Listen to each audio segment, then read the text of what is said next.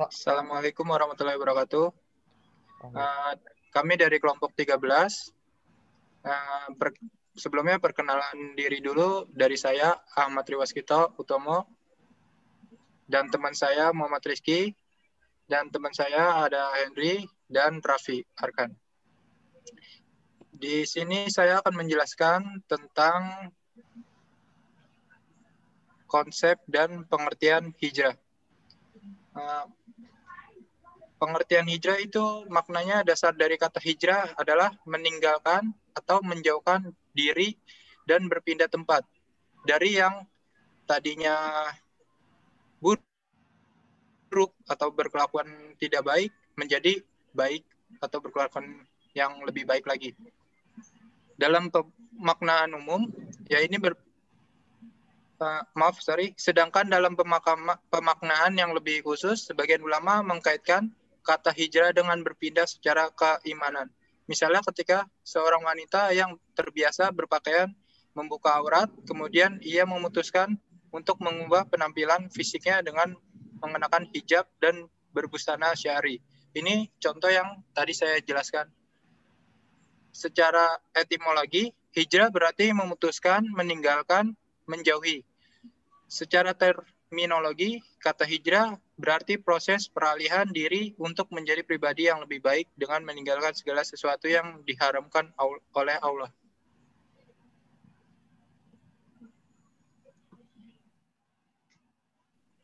Sang pembagian hijrah itu dibagi menjadi dua. Hijrah yang pertama, hijrah bil jasad atau hijrah fisik, berarti proses peralihan diri yang tampak secara fisik.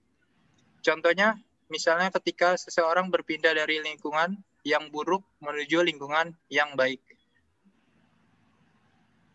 Yang kedua, hijrah bil qalbi atau hijrah hati adalah proses peralihan diri yang tidak sebatas fisik aja, namun sudah berada pada tataran yang lebih tinggi. Contohnya, seseorang sudah termasuk pada tahapan terus berusaha istiqomah memantapkan hatinya di jalan Allah Subhanahu wa taala. Next.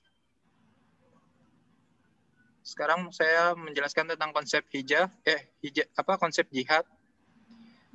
Jihad merupakan konsep menyebarkan Islam dengan penuh kasih sayang.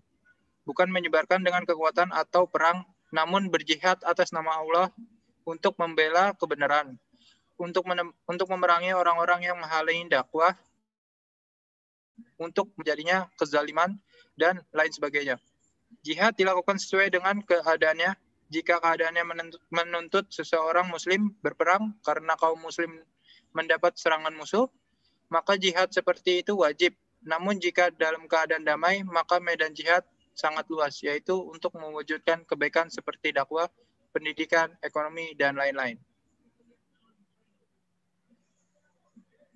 Selanjutnya akan dibahas oleh teman saya, Henry Azza. Silakan. Saya akan melanjutkan presentasi yang tadi dibaca oleh Ahmad Ri. Implementasi hijrah dan jihad dalam multi konteks. Hijrah dan jihad merupakan perintah Allah yang memiliki keutamaan luar biasa. Dengan hijrah dan jihad, seseorang harus rela meninggalkan kampung halaman, harta, aset, jaringan bisnis, dan lain sebagainya. Menurut Quran Surat At-Taubah ayat 111 ditafsirkan oleh Li Yaqda Baru Ayati atau Markas Tadabbur karya Syekh Profesor Dr. Umar bin Abdullah Al-Mukbil. Ayat tersebut menjelaskan bahwa setelah menerangkan aib orang-orang munafik, Allah menjelaskan keutamaan jihad, yaitu mengganti jiwa dan harta dengan surga. Dapat disimpulkan bahwa perintah jihad dan hijrah secara fisik bersifat wajib di awal penyebaran agama Islam dan kondisi darurat seperti awal pergerakan kemerdekaan.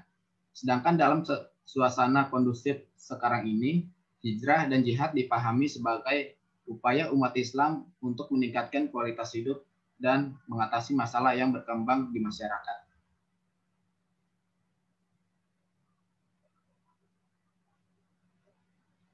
Lalu selanjutnya saya akan membahas konsep moderasi Islam. Moderasi secara Kosmologi berasal dari bahasa Latin yaitu moderer, ya, yang artinya mengurangi atau mengontrol. Secara terminologi berarti pengurangan kekerasan dan penghindaran keekstriman. Moderasi Islam adalah sebuah pandangan yang selalu berusaha mengambil posisi tengah dari dua sikap yang berseberangan dan berlebihan, sehingga salah satu dari kedua sikap yang dimaksud tidak mendominasi dalam pikiran dan sikap seseorang, serta upaya untuk menguatkan pengalaman Islam yang moderat dan penguatan model keberagaman yang moderat.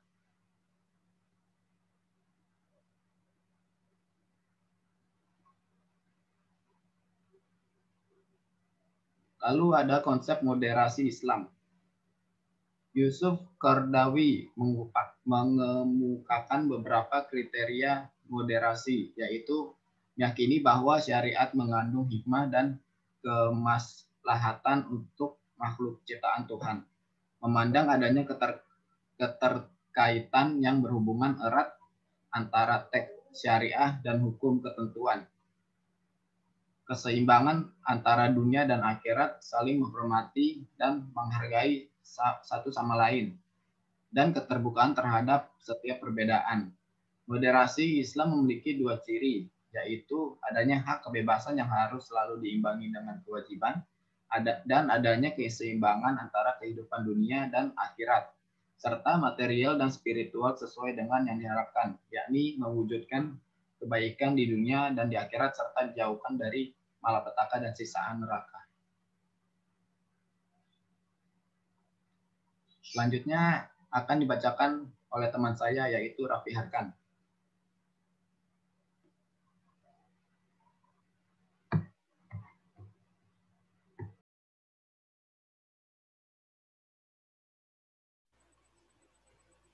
Oke, di sini saya akan menjelaskan konsep radikalisme.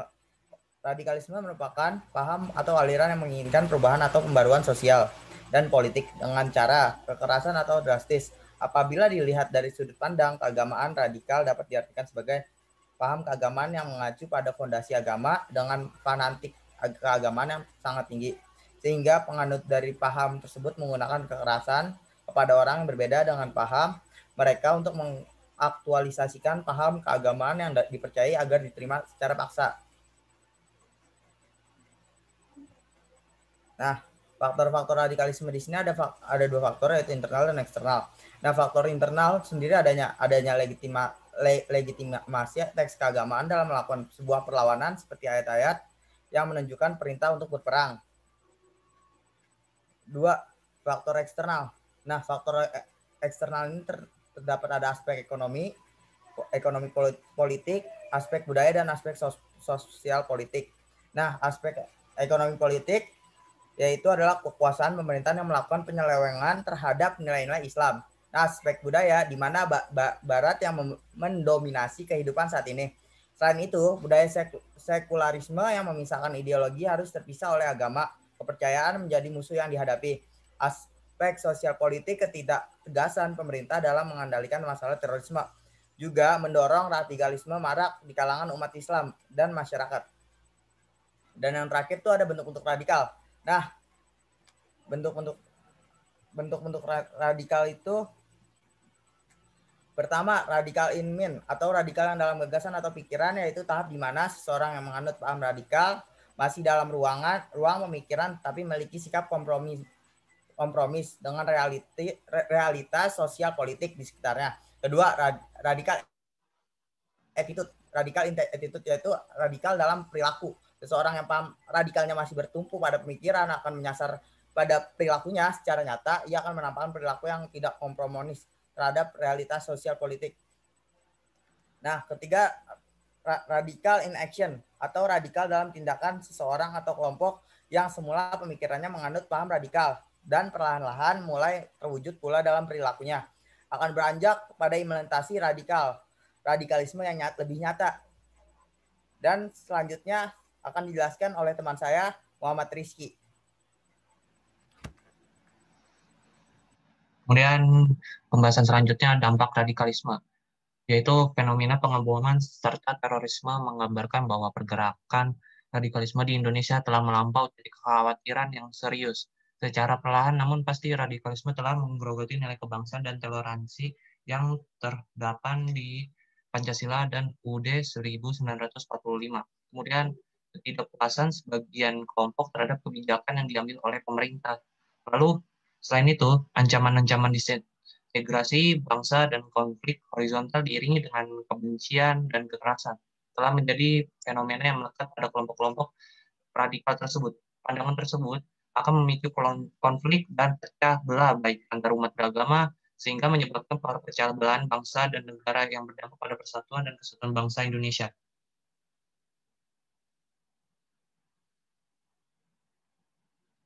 Lalu upaya antisipasi yang harus dilakukan ialah yang pertama untuk aspek pendidikan, yaitu penjagaan paham radikal dapat dilakukan melalui pendidikan agama Islam yang terbuka, komprehensif, kontekstual historik, pendekatan antroposentris, dan pembelajaran yang dialogis.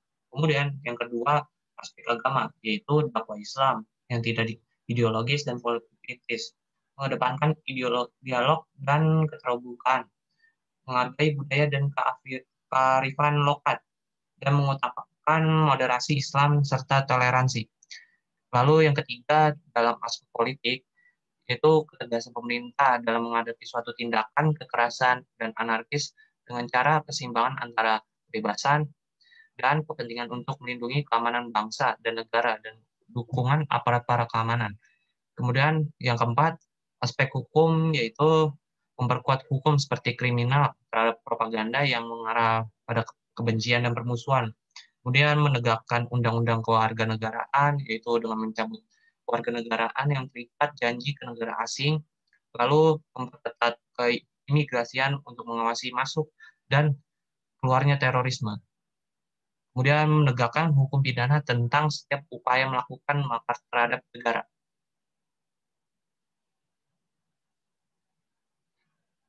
Hukum pidana tentang radikalisme dan terorisme, yaitu yang pertama peraturan pemerintah mengganti Undang-Undang Nomor 1 Tahun 2002 tentang pemberantasan tindak pidana terorisme.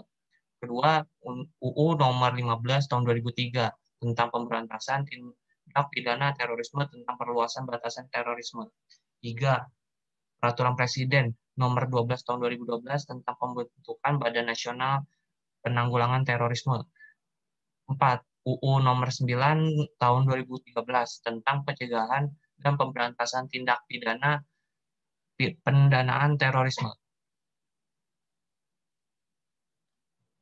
Sekian dari kami semua. Terima kasih. Wassalamualaikum warahmatullahi wabarakatuh.